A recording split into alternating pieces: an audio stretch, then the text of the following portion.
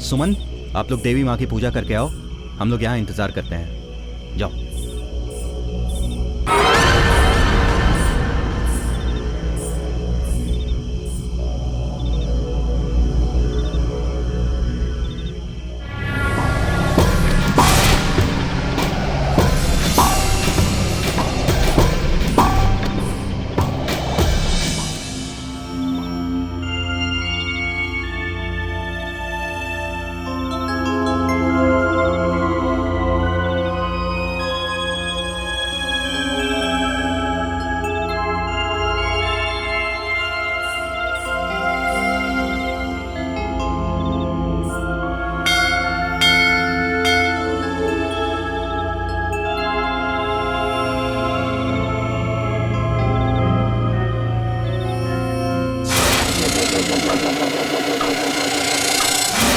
भेड़िया, अरे चलो चलो चलो चलो चलो भेड़िया, चलो चलो चलो।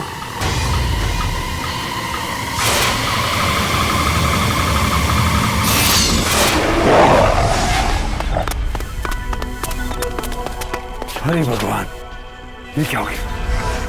सुमन कहाँ है?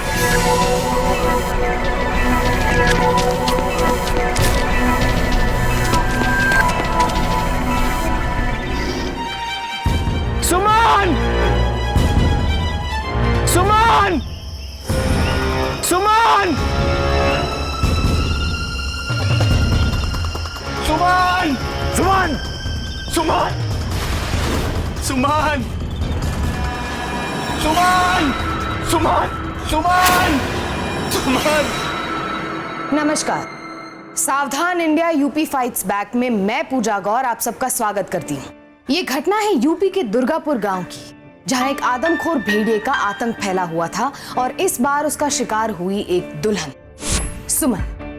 फेरों से पहले दुल्हन बनी सुमन घर की औरतों के साथ पूजा के लिए पतवारी मंदिर गई थी, लेकिन वहीं ये वारदात हुई और सारी खुशियों पर ग्रहण लग गया। वहां मौजूद लोगों के मुताबिक भेड़िया सुमन को उठा कर ले गया था और पिछले 3 महीने में ये भेड़िए के आतंक की 8वीं घटना थी। भेड़िए की कहानियां बचपन में हम सब ने सुनी होगी, लेकिन ये एक ऐसा गांव था जहां लोग ये दावा करते थे कि उन्होंने भेड़िए को देखा है। क्या सच में कोई भेड़िया था जो लोगों की जान ले रहा था, या फिर ये लोगों की बनाई हुई अफवाह थी? सच क्या था, ये जानने के लिए आइए देखते हैं डर की ये हैरत अंगेज घटना और चलते हैं 3 महीने पहले, जब सुमन की शादी की तैयारियां शुरू हुई थी।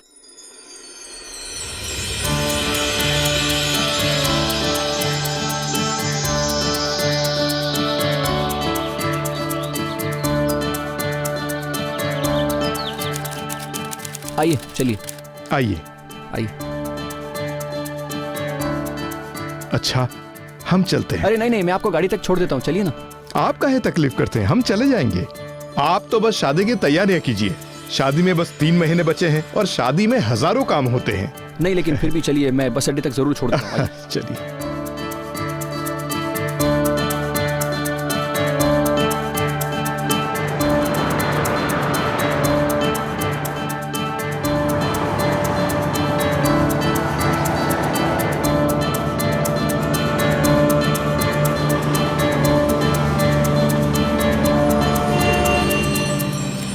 अच्छा, नमस्ते समधी जी। नमस्ते।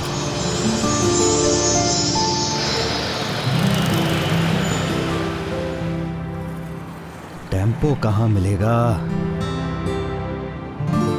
अरे शिव! अरे राजन भैया, गांव जा रहे हो क्या? हाँ गांव जा रहे हैं। आप यहाँ कैसे? अरे हम दोस्त से मिलने आए थे शहर। टेम्पो ढूंढ ही रहे थे तो तुम दिखाई देगी। टेम्पो की क्या जरूरत है, गाड़ी लाया हूँ, साथ में चलते हैं। चलो आइए।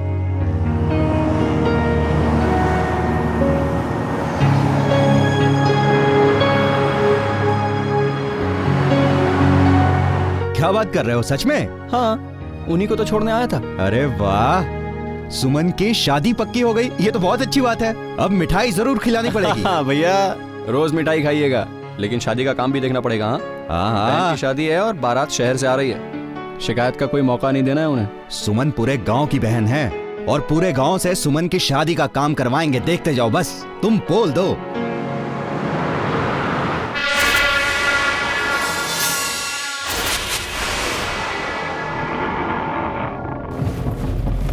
ये गड्डी धक्का कैसे दे रही है? क्या हो गया? पुरानी हो गई है ना, गाहे बगाहे दिक्कत देती रहती। हाँ, बूढ़ी हो गई ना गाड़ी, बुढ़ापे में सेवा करवा रही है तुमसे। चलो कोई बात नहीं, धक्का लगा देते हैं, फुर्र से शुरू हो जाएगी। बिल्कुल।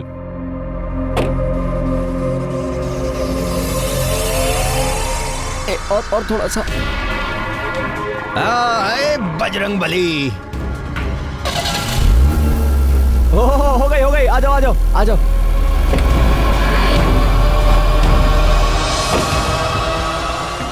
चलो भाई।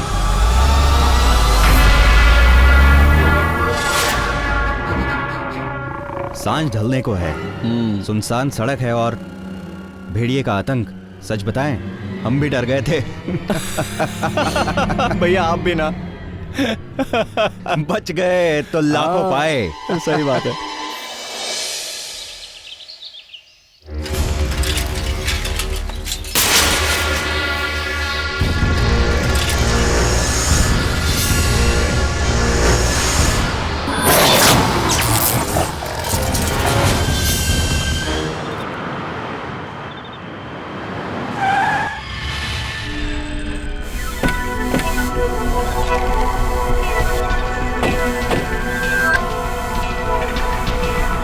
कहाँ से आ रहे हो तुम लोग?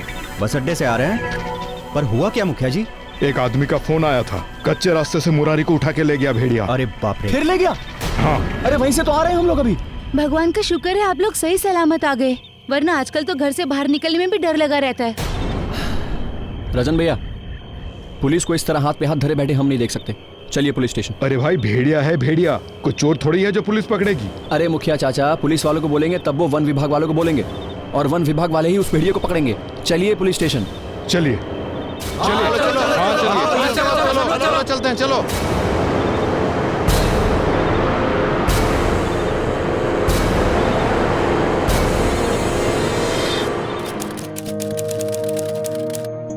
पाठक जी। मुखिया जी, इंस्पेक्टर गोयल कहाँ हैं? इंस्पेक्टर गोयल जी का तो ट्रांसफर हो गया है, उनकी जगह नए इंस्पेक्टर आए हैं, मिस्टर भारद्वाज। बेटा। हाँ जी कहिए। सर, भेड़िए का आतंक दिन पर दिन बढ़ता जा रहा है, आप कब तक इस तरह बैठे रहेंगे भाई? देखिए, इंस्पेक्टर गोयल ने इस केस के सिलसिले में कोई एक्शन क्यों नहीं लिया, मैं इस बारे में कुछ नहीं कहना चाहता। जहाँ तक मेरा सवाल है तो मैं आप लोगों को ये बता दूं कि मेरा ट्रांसफर यहाँ इस भेड़िए के आतंक की वजह से ही हुआ है। भरोसा रखिए, मैंने अपनी कार्रवाई शुरू कर दी है और मैं बहुत जल्द इस भेड़िए के आतंक का खात्मा करूंगा। अच्छा, धन्यवाद इंस्पेक्टर। चलो चलो चलो, सब हो जाएगा।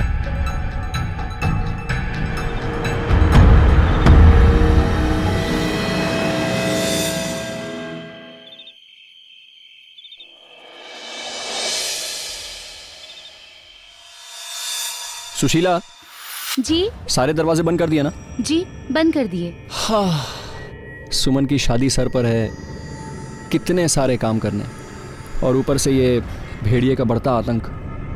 समझ में नहीं आ रहा है सारे काम कैसे खत्म होंगे। आप चिंता मत कीजिए, बस भगवान पे भरोसा रखिए, वो सब ठीक कर देंगे। बिल्कुल, लेकिन सारे काम हमें संभल कर तो करने होंगे ना। तुम लोग कहीं ऐसे अकेले बाहर मत निकलना। लेकिन कल सुमन की शादी के कपड़े दिलाने जाना था। सुमन की शादी के कपड़े दिलाने के लिए उसे मैं लेकर जाऊंगा, आप सिर्फ मेहमानों की लिस्ट तैयार करिएगा। ठीक है। चले? जी। भागो भागो, भेड़िया आया।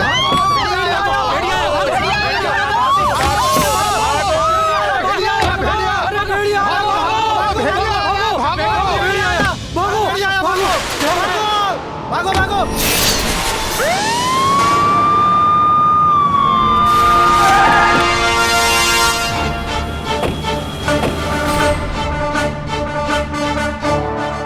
सुमन, तुम यही रहो, कहीं मत जाना, मैं अभी आ रहा हूँ। देखिए, आपने कुछ देखा यहाँ? हाँ सर, देखा मैंने आने पर उन्हें देखा, एक लड़के के पिताजी को भेड़िया उठा ले गया। पाठक जी। जी सर। यहाँ से जंगल कितनी दूर है? करीब 15 किलोमीटर, मौनपुर और नगला कला के बाद। 15 किलोमीटर, बीच में 2 गांव और पड़ते हैं। फिर ये घटना इसी गांव में क्यों? सर जानवर है, जिधर पैर पड़ गए भाग गया। ठीक है, आप ऐसा करिए, आप लोगों से पूछिए कि किसी ने भेड़िए को देखा है क्या। मैं पता करता हूँ सर। आपने कुछ देखा? साहब मैंने कुछ नहीं देखा। क्या आप बता सकते हैं यहाँ क्या हुआ था? नहीं सर, भेड़िए के हमले के कोलाहल में मैं इतना डर गया था कि इतनी भगदड़ में कुछ देख ही नहीं पाया। कैसा था देखने में, कुछ बताएंगे आप? एक मिनट पत्रकार साहब, जरा ठहरिए भाई, हमारी तफ्तीश तो पूरी होने दीजिए। Yes sir. आप लोग आइए हमारे साथ, आइए।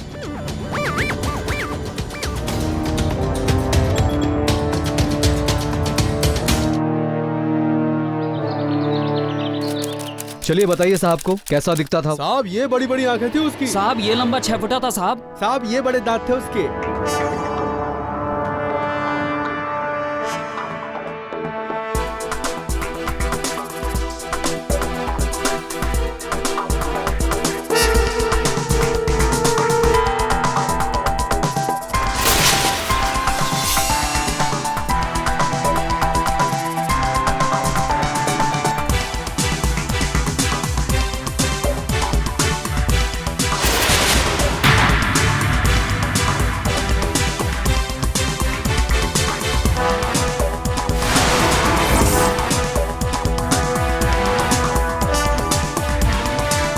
क्या आप लोगों को पक्का यकीन है कि आप लोगों ने इसी को देखा था? हाँ साहब, ऐसा ही दिखता था वो।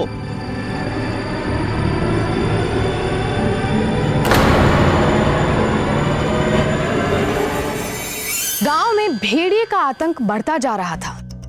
ये वारदातें पहले तो सुनसान अंधेरे इलाकों में होती थी, लेकिन अब ऐसा दिन दहाड़े होने लगा था। लोग भीड़ भरी जगहों से गायब हो रहे थे। हाल ही में दुर्गापुर ट्रांसफर होकर आए इंस्पेक्टर भारद्वाज को भी ये केस बेहद अजीब लग रहा था और अभी तक उन्हें इस केस से जुड़ा कोई भी सबूत नहीं मिल पाया था। लेकिन चश्मदीद गवाहों का दावा था कि उन्होंने उस भेड़िया मानव यानी कि वेयरवुल्फ को देखा था और उन्हीं के बयान के आधार पर जो स्केच बना था उसे देखकर इंस्पेक्टर भारद्वाज भी हैरत में थे। हो सकता है ये किसी आदमखोर भेड़िए का ही काम हो। यही सोचकर इंस्पेक्टर भारद्वाज ने बिना समय गवाए तुरंत फॉरेस्ट ऑफिसर्स की मदद लेने का फैसला किया। लोगों के मुताबिक वो भेड़िया ऐसा दिखाई देता है। इस तरह का जानवर तो आज तक नहीं देखा। फिर भी अगर जंगल में कोई ऐसा जानवर है तो हम उसे ढूंढ निकालेंगे। Please don't you worry officer.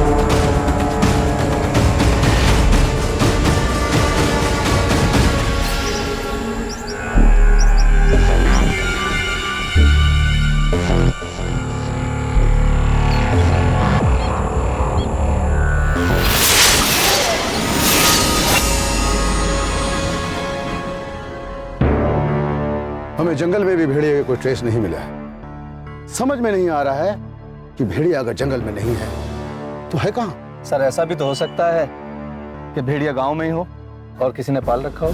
अरे आप भी अजीब बात करते हैं पाठक जी। अरे ऐसे खूंखार भेड़िए कोई गांव में क्यों पालेगा? और अगर भेड़िया गांव में होता तो अभी तक पता नहीं चल गया होता। सर बात तो सही है, लेकिन आखिर ये भेड़िया आता कहाँ से है? अरे इसी बात का तो हमें पता लगाना है। फॉरेस्ट डिपार्टमेंट और पुलिस भेड़िए का निशान तक नहीं खोज पाए थे। हर दिन के साथ भेड़िए का आतंक बढ़ता जा रहा था। इंस्पेक्टर भारद्वाज भेड़िए के शिकार हुए लोगों की लाश या फिर उनके बॉडी पार्ट्स के ना मिलने पर बेहद परेशान थे, क्योंकि आदमखोर जानवर भी इंसान को खाकर उसके हिस्से छोड़ देता है, पूरी तरह से निगलता नहीं। इसी बीच सुमन की शादी का दिन भी नजदीक आता जा रहा था, तो उसका भाई शिव कुमार अपनी बहन की सुरक्षा के लिए बेहद फिक्रमंद था। उसे अपनी बहन की विदाई का दुख भी था और किसी अनहोनी की आशंका भी।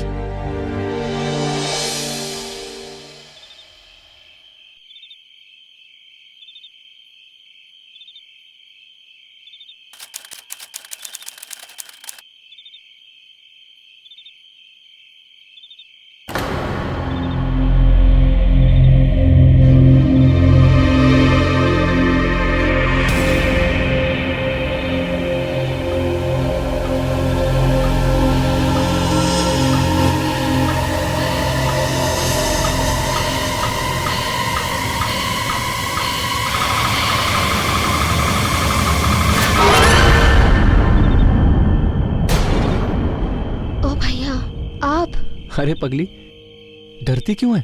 तेरा भाई अभी जिंदा है, तुझे कुछ होने नहीं देगा। तो फिर क्यों मुझे अपने से दूर कर रहे हो? अरे पगली, मैं तुझे खुद से दूर नहीं कर रहा हूँ। बहन की शादी तो भाई के लिए सौभाग्य की बात होती है। जब तू शादी के बाद ससुराल वालों को सुखी रखेगी ना, तब यहाँ तेरे भाई का सीना गर्व से चौड़ा हो रहा होगा। पर वहाँ मेरा ख्याल कौन रखेगा? शरारत। तेरा पति। मैं देख रहा था उस दिन, जिस दिन मैं समधी जी को छोड़ने जा रहा था ना, उस दिन मैंने देखा था किस तरह तुम दोनों आंखों में आंखें मिलाकर।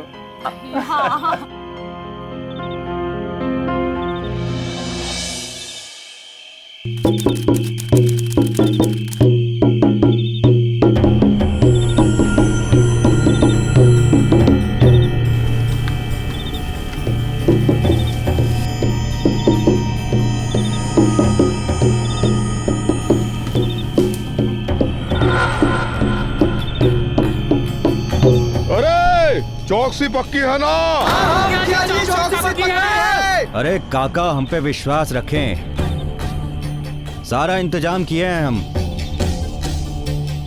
हर गली हर मोड़ पर 4-4 डंडे और टॉर्च वाले रख खड़े हैं।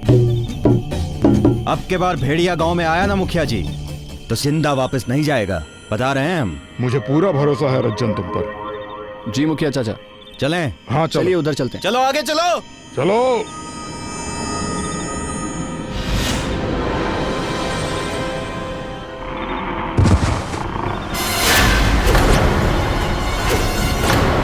अरे बाप रे, राजन भैया। रे मुन्ना,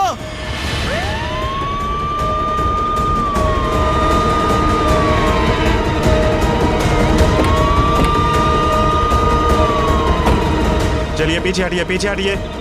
पीछे हो जाओ।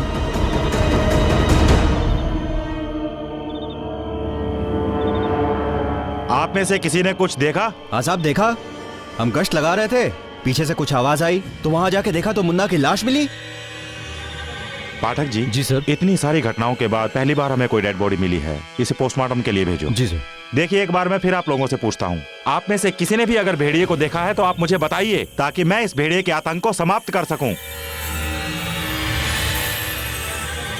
नहीं साहब, किसी ने कुछ नहीं देखा। न जाने कहां वो घात लगाकर बैठा था, आया और मुन्ना को मारकर चला गया। अजीब बात है, ना कोई ट्रेस है, ना कोई पंजों के निशान है।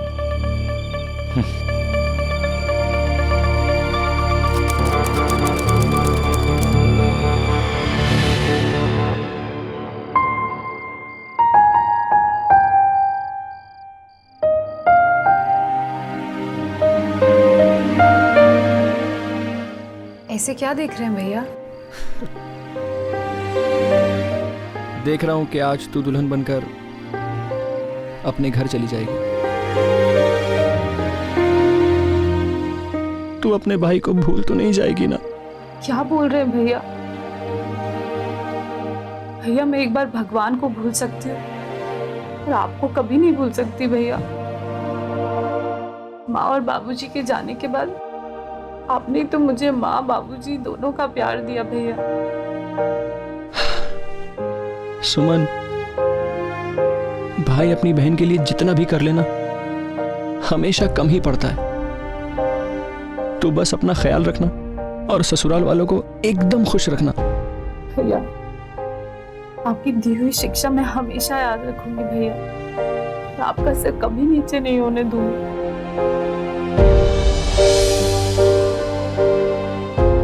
तेरी बहुत याद आएगी रे। मुझे भी।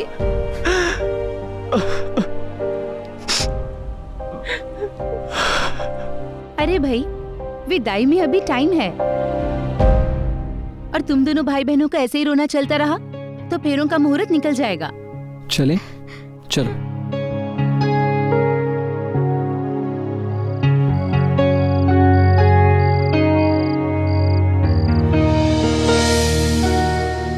राजन भैया, जरा सुमन को पटवारी तक ले जाइए ना। हाँ।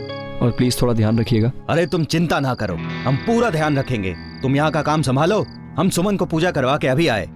सुमन, चलो भैया, चलो।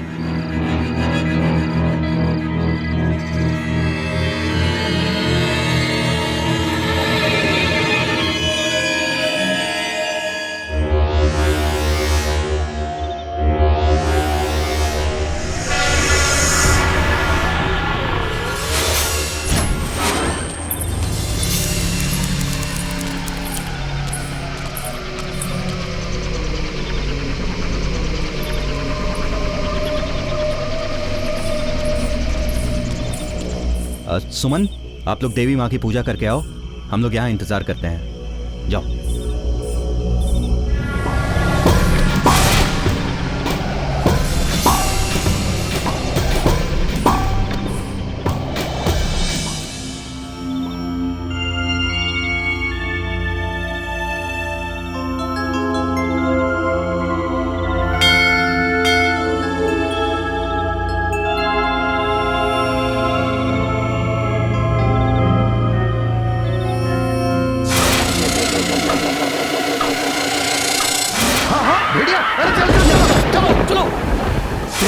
चलो चलो चलो।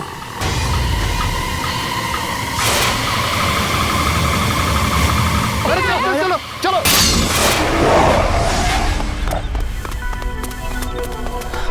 हे भगवान, ये क्या हो गया?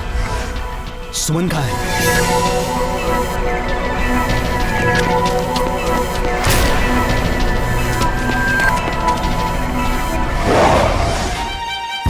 सुमन! सुमन! सुमन! सुमन! सुमन! सुमन! सुमन! सुमन! सुमन! सुमन! सुमन!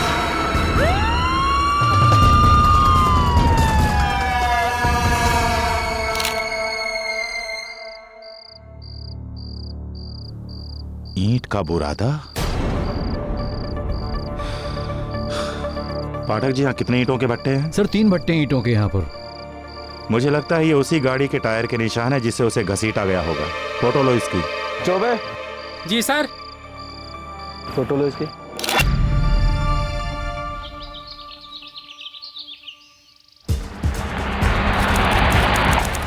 एक काम करो पाठक। हाँ सर। जितने ट्रैक्टर खड़े हैं सबसे इस फोटो को मिलाओ। मैं चेक करता हूँ। तुम लोग आगे जाके देखो।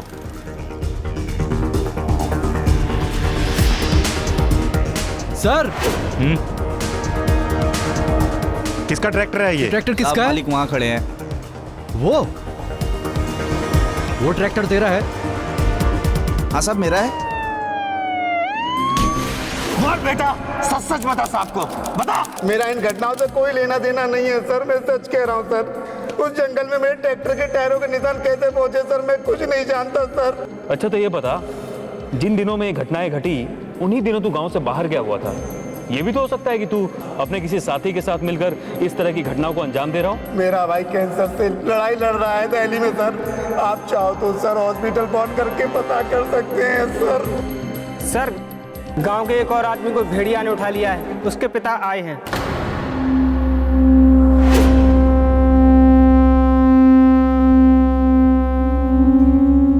देखिए, जो कुछ भी हुआ था वो सब कुछ बताइए। मेरा नाम मदन कुमार है साहब। सुबह मेरा बेटा अनूप मोटरसाइकिल खरीदने के लिए बैंक से पैसे लेने गया था। आपके बेटे से आखिरी बार बात कब हुई थी? करीब 3 घंटे पहले साहब। बैंक से पैसे निकालकर उसने मुझे फोन किया था, तभी भेड़िए के आने से बड़े बाजार में भगदड़ हुई। उसके बाद से मेरे बेटे का कुछ पता नहीं है साहब। देखिए, आप चिंता मत करिए, जैसे ही हमें आपके बेटे के बारे में कुछ भी मालूम चलेगा मैं खुद आपको फोन करूंगा। पाठक जी। जी सर। ये बड़े बाजार से जंगल कितना दूर है? सर बड़े बाजार से जंगल तो एकदम नजदीक है सर। चलिए।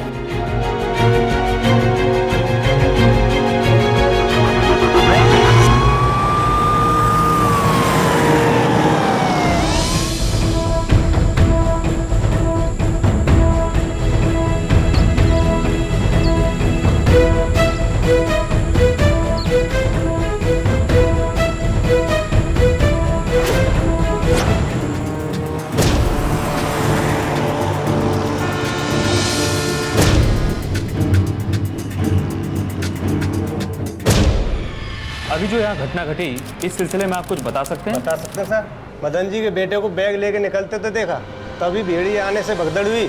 हम डर के मारे छुप गए साहब। उसके बाद हमने कुछ नहीं देखा। क्या आपने भेड़िए को देखा था? साहब जान बचाती है तमाशा देखते। पाठक जी, बैग मिला? सर बैग तो नहीं मिला, लेकिन लगता है मौके का फायदा उठाकर कोई बैग लेकर भाग गया।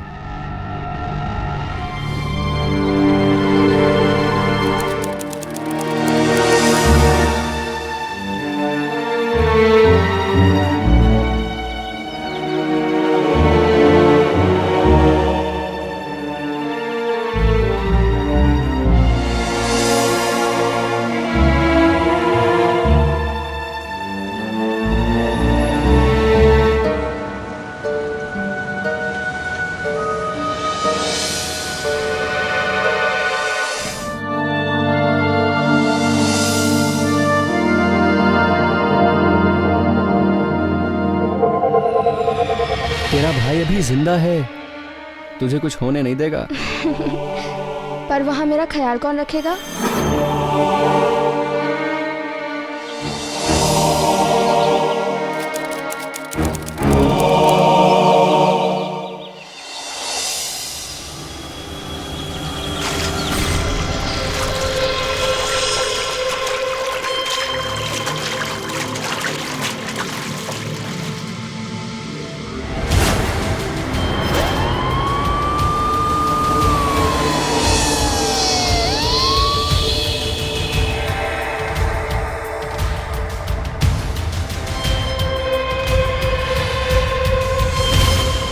सुनो, यहाँ आसपास देखो, बाकी के बॉडी के पार्ट्स भी यहीं कहीं मिलेंगे। जी सर।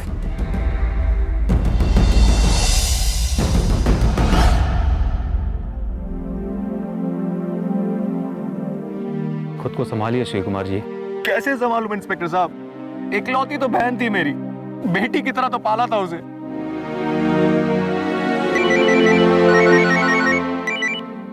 हाँ पाठक। सर, भेड़िया एक और आदमी को उठा के लेके गया है। उसके पिताजी यहाँ पे बैठे हैं।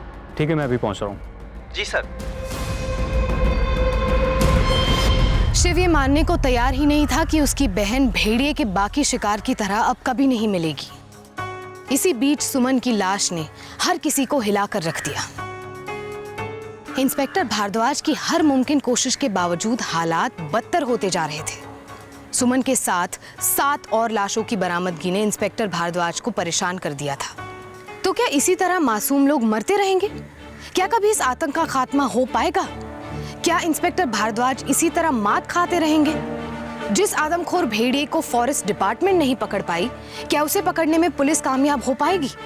अब इन सभी सवालों का जवाब इंस्पेक्टर भारद्वाज को ही खोजना था। शिव जी, जी, हमें आपकी मदद की जरूरत होगी। बिल्कुल, बताइए क्या।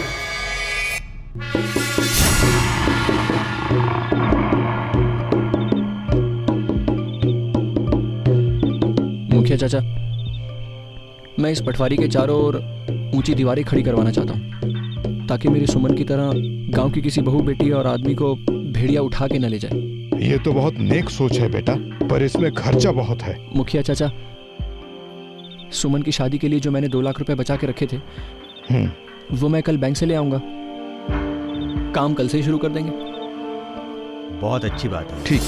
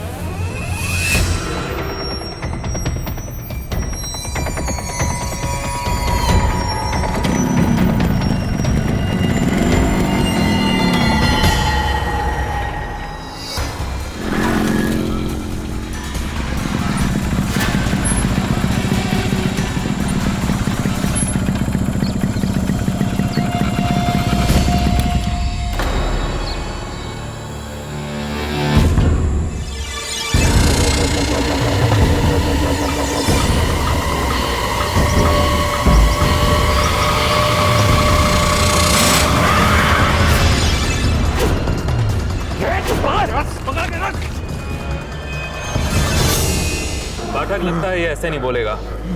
आखिरी बार पूछ रहा हूँ, सच सच बता, और कौन कौन है इस काम में तेरे साथ? अबे बोलता है कि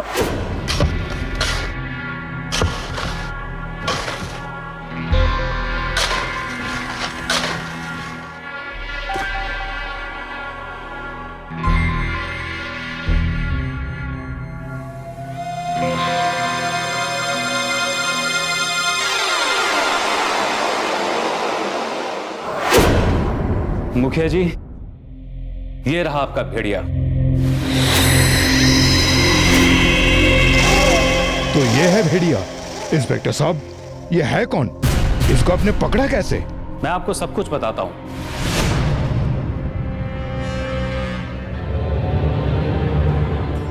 पाठक जी, बड़ी अजीब बात है, ये भेड़िया हमेशा बड़ों पर ही क्यों हमला करता है?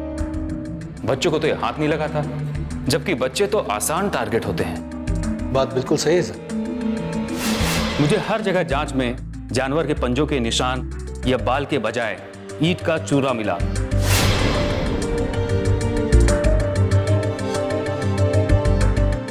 ईंट का बुरादा?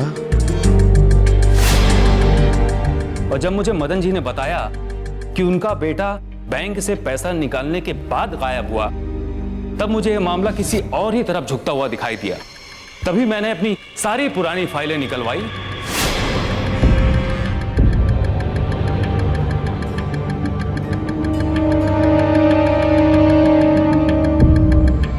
भाई पाठक जी, हमें यह समझ में नहीं आ रहा है कि हर बार लाश मिली लेकिन पैसा या जेवर कभी नहीं मिला। बात सही है भाई, इस भेड़िए का पैसे से क्या लेना देना है? ये काम जरूर किसी आदमी का है, वो भी इसी गांव के किसी आदमी का। शिव जी, हमें आपकी मदद की जरूरत होगी। बिल्कुल, बताइए क्या करना है। और मैंने शिव कुमार की मदद से गांव में यह खबर फैलाई कि शिव कुमार गांव की पटवारी की दीवार ऊंची करने के लिए एक बड़ी रकम बैंक से निकालने वाले हैं। मुखिया चाचा, मैं इस पटवारी के चारों ओर ऊंची दीवारें खड़ी करवाना चाहता हूँ, ताकि मेरी सुमन की तरह गांव की किसी बहू बेटी और आदमी को भेड़िया उठा के न ले जाए। ये तो बहुत नेक सोच है बेटा, पर इसमें खर्चा बहुत है। मुखिया चाचा, सुमन की शादी के लिए जो मैंने 2 लाख रुपए बचा के रखे थे, वो मैं कल बैंक से ले आऊंगा। काम कल से ही शुरू कर देंगे। बहुत अच्छी बात है। ठीक है। और मुझे पता था कि ये खबर भेड़िए को अपनी मान से बाहर जरूर निकालेगी, और ऐसा हुआ भी गांव की बाहर वाली सड़क पर।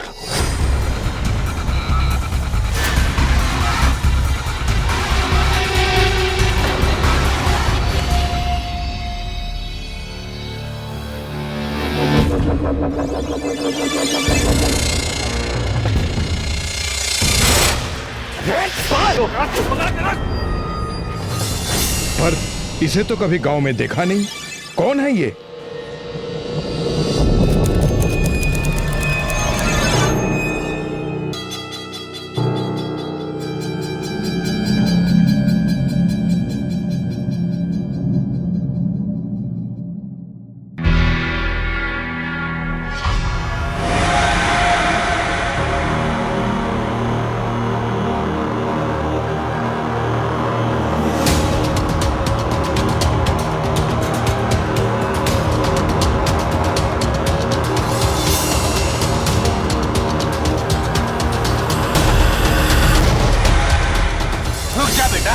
तेरा ठिकाना शहर नहीं थाना है।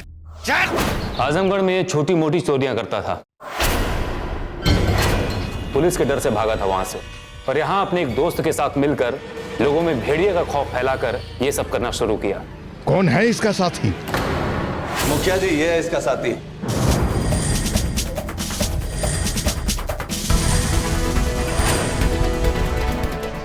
रजन भैया, आप?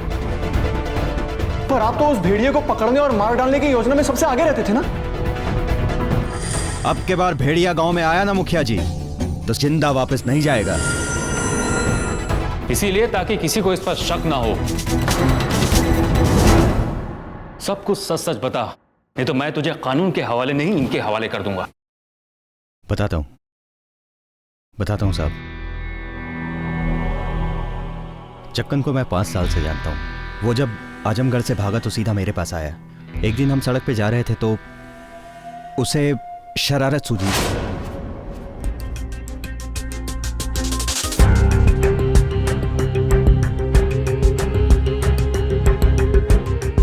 भेड़िया भेड़िया भेड़िया भेड़िया भेड़िया भेड़िया।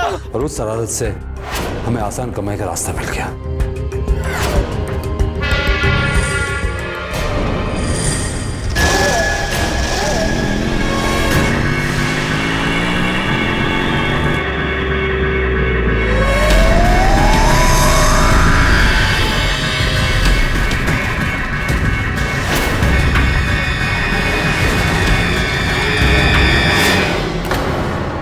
मैं भट्टे वाले यादव जी के वहां काम करता था। यादव जी को अपने भाई की बीमारी की वजह से अक्सर शहर जाना पड़ता था।